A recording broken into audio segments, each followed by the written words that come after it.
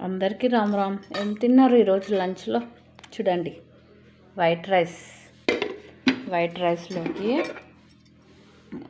ఏమంటారు, ఆలుగడ్డ స్పూన్ తేలే, 2 స్పూన్స్ తేలే. ఇప్పుడు వెళ్ళి తెచ్చిన.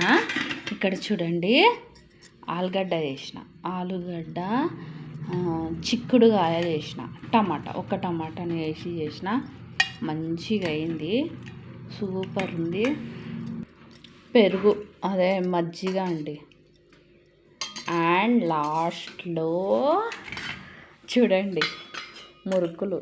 మా ఆయన నన్ను తిడుతున్నాడు, అభికితే దిన్ ఖాతి మురుకులు దీపిక, అభికితే దిన్ ఖాతి అని తిడుతుండు మా ఆయన.